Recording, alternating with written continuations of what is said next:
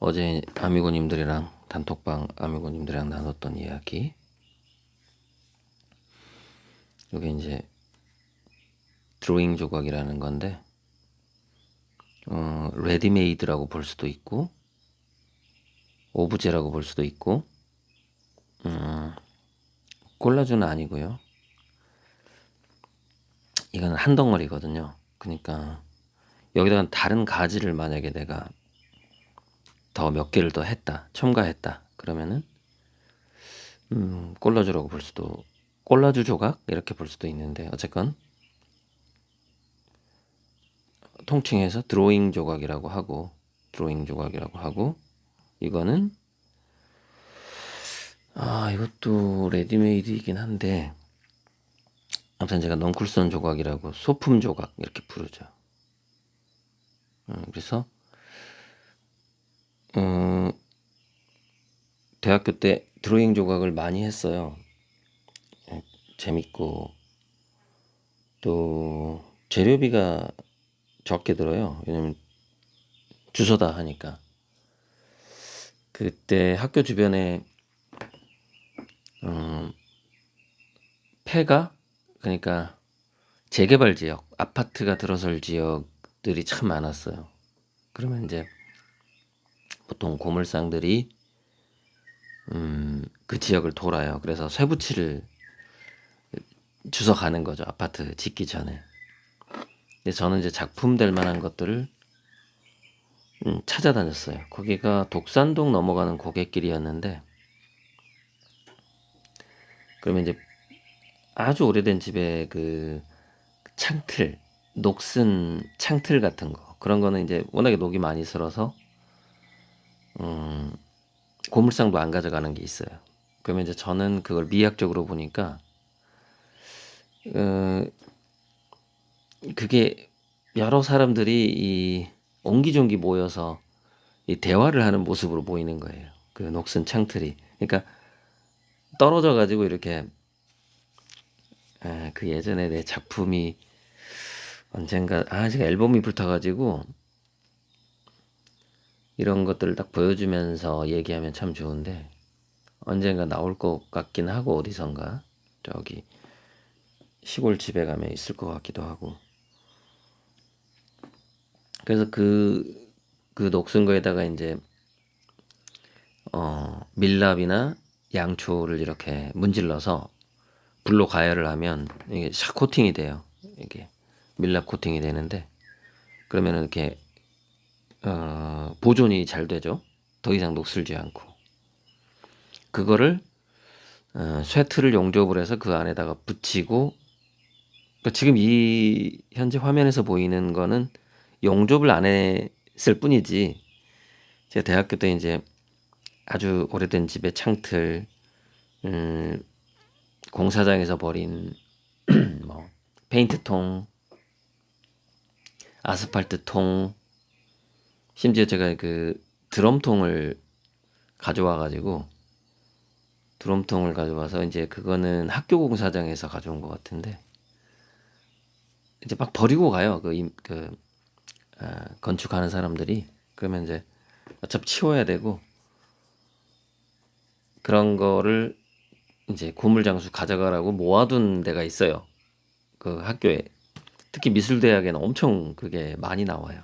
근데 이제 그걸 가지고 작품을 만들면은 재밌기도 하지만 돈도 절약되고 하기 때문에, 수업 시간에 이제 그런 쇠붙이 드로잉 조각을 이제 보여줬더니,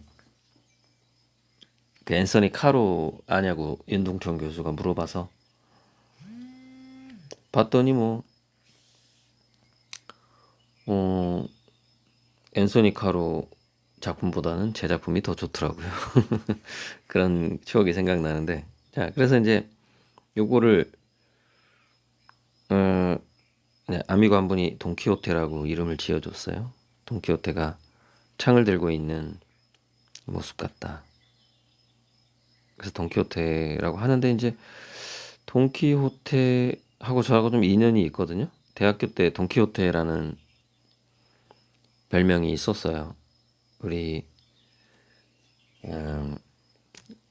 동아리 동아리 선후배들이라든가 이런 사람들이 이제 저의 그 똘끼 이런 게 있기 때문에 돈키호테라고 불러주기도 했고, 또 그 무슨 유형, 그게 뭐였지? 애니어그램이었나?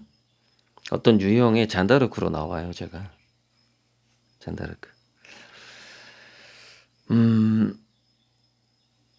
그래서 이 드로잉 조각을 할 때 이 문제가 있었어요. 뭐냐면은 재료 공급이 원활치가 않다. 그리고 이 누가 봐도 이거는 공사장에서 주워온 거잖아요. 그래서 그거를 이렇게 좋은 가격으로 누가 살 수는 없겠죠. 그래서 대량 생산이 안 되고 꾸준한 생산이 안 되고 사려고 하는 사람도 많지 않지만 비싸게 팔 수도 없고 그런 점이 있었죠. 그래서 저는 이제 대학교 때부터 화가지만 대단히 성공한 화가가 될 거라고 생각하고 있었고 그렇게 말하고 다녔고 그때 뭐 그냥 당시 삼성 우리나라의 가장 부자였죠. 이건희보다 훨씬 나는 큰 부자가 될 거다. 그렇게 화가가 말하고 다녔어요. 미대생이. 그러면서 이제 고민을 뭔가 이 미술 시장에서 가장 유통이 많은 캔버스화를 해야 된다는 생각을 간혹 했는데 그때는 한동안은 캔버스를 살 돈 자체가 없었죠.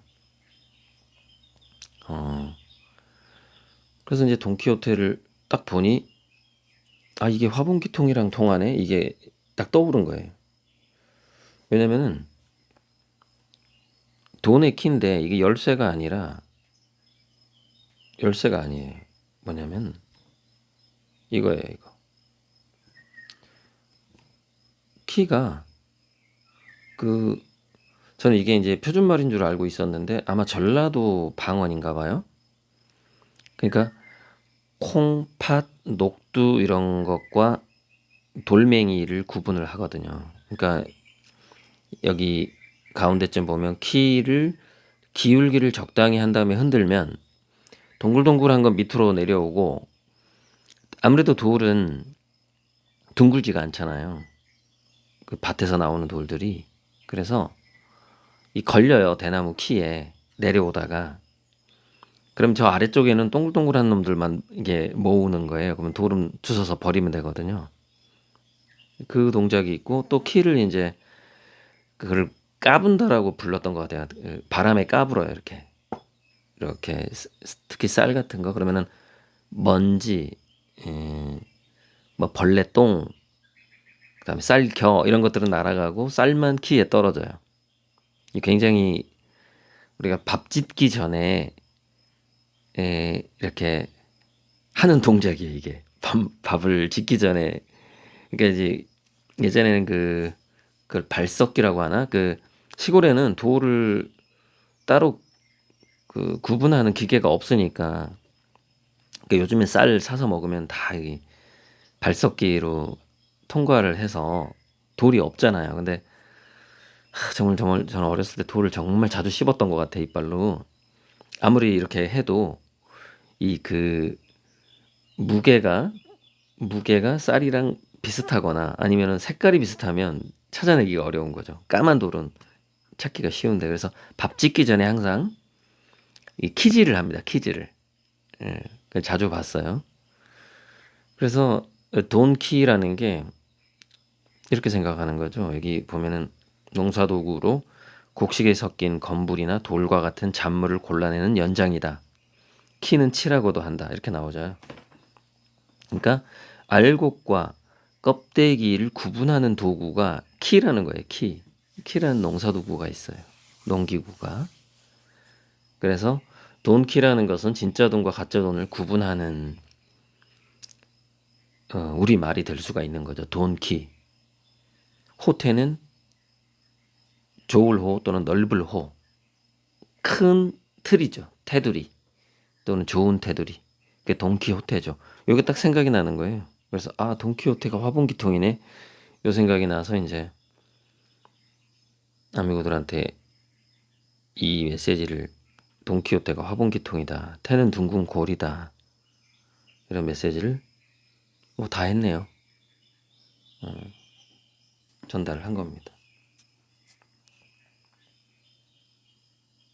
그러면은 이제 사진으로 들어가서 지금 아름다움에 관하여 플로티누스 친구가 번역한 책을 지금 앞부분을 읽었는데 되게 이 설레고 조마조마한 게 있어요. 왜냐면 제가 플로티누스 부분을 그 34인의 생애와 사상 그 책에서 먼저 봤잖아요.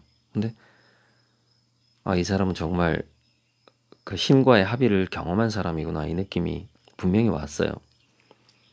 근데 그런 사람은 과연 아름다움에 관해서 뭐라고 말했을까? 이게 되게 궁금한 거예요. 그래서 마치 보물찾기 하듯이 이 책을 지금 한 장씩 보고 있는데 뭔가 깨달음이 올 것 같아요. 아직 지금 본문에 안 들어갔어요. 지금 서문만 보고 있는데 그래서 우리가 두근두근 하면서 이 책장을 넘기는 그런 기분은 그렇게 자주 있는 건 아닌데 책을 보면서 아주 이거는 굉장히 기분 좋은 두근거림이거든요. 그리고 또 이제 이거 드로잉 조각을 이것도 하나의 드로잉 조각이라고 볼 수 있어요. 약간 회화 같은 느낌이니까 넝쿨손도. 근데 제가 이제 포도밭에 가거나 하면 지금 이렇게 얽혀버리면 넝쿨손이 이거는 이렇게 만들 수가 없어요. 이게 불가능하죠. 왜냐면 이게 풀 수가 없기 때문에 이 얽힌 걸. 그래서 일단 이거는 이게 왕모르인데 이거 좀 재밌게 꼬였네. 그러면서 가져온 거예요. 좀 넓게 잘라가지고 가져왔어요. 가져와서 이제 부분적으로 커팅을 하면서 이거를 이제 트리밍을 하면서 가지도 자르고 하면서 사각 틀 안에 집어 넣어보는 거죠. 이제 그 과정이 드로잉의 과정이랑 비슷하죠. 이게 유연성이 있어서 제가 좀 구부린 거잖아요. 이렇게 구부려가지고 이제 구부리지만 꺾이진 않았죠. 꺾이면 또 재미가 없어요. 유선형으로 이렇게 나와야 되니까. 그래서 이제 이런 게 드로잉 조각인데 이거는 보통 우리가 읽는 책 크기 정도 돼요. 그 액자까지 합치면 조금 큰 책이고 가운데 부분은 문고판 책 정도 되는데 이게 왕모른 엉클손인데 좀 작죠. 포도보다 왕모른 엉클손이 포도보다 큰 것도 있더라고요. 그래서 깜짝 놀랐어요. 왕모르의 그 생장력에 대해서 역시 야생성이 있다 얘가. 그래서 엉클손 몇 개 채취해 놓은 게 있는데 그래서 포도밭에 가면은 이제 이렇게 심하게 얽힌 것들이 있어요. 지금까지 이걸 다 패스했단 말이에요, 제가. 그걸 작품화할 생각을 안 한 거죠. 근데 이제 이번에 이 왕모루 때문에 이것도 작품화 해야 되겠네. 드로잉 조각을. 제가 대학교 때 정말 즐겁게 드로잉 조각을 했던 그 생각이 나는 거예요.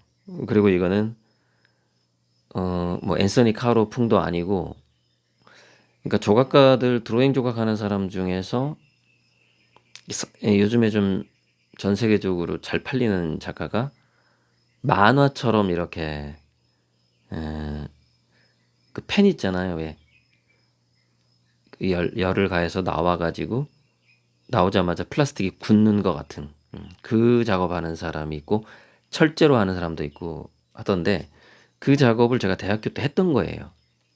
근데 저는 이제 그 사실화는 피곤하더라고요. 피곤해서 추상화 철제 조각을 많이 했어요. 이런 식으로 철사 같은 걸로. 그게 이제 더 발전해서 나중에 넥타이 조각이 되고 했죠. 어쨌건 이거는 참 애매한 게 물론 저의 그 트리밍 작업이 들어가고 약간의 변형이 들어가고 사각형 안에 넣어야 되니까 그것 자체를 드로잉이라고 볼 수 있지만 좀 그 이전에 자연물 오브제라고 볼 수가 있고, 그러니까 레디메이드는 주로 공산품 쪽에 쓰는 것 같고 이거는 자연물 오브제를 활용한 드로잉 조각이다. 이렇게 표현하는 게 맞을 것 같아요. 근데 통칭해서 이런 형태를 대부분 드로잉과 조각의, 이건 부조도 아니거든요. 환조예요, 환조. 부조하고 환조 차이 아시죠? 이건 360도에서 볼 수 있는 거란 말이죠. 평면 한쪽에서만 이렇게 180도 이내에서 볼 수 있는 게 부조고, 이거 뒷면도 멋있어요. 이게 뒤를 보면은 또 다른 감성이 있단 말이죠. 뒤집어 보면 이게 3D로 이렇게 입체적이기 때문에 그래서 환조인 조각과 드로잉의 성격을 다 갖고 있다. 그래서 드로잉 조각이라고 부르는 거죠. 그렇게 생각이 안 나가지고. 예, 아무튼 좀 시간이 길어지네 또. 제가 또 아름다움의 관하여를 읽어야 하기 때문에 요거 아주 설레는 오랜만에 두근두근 거리면서 이 책장을 넘기고 있습니다. 써니?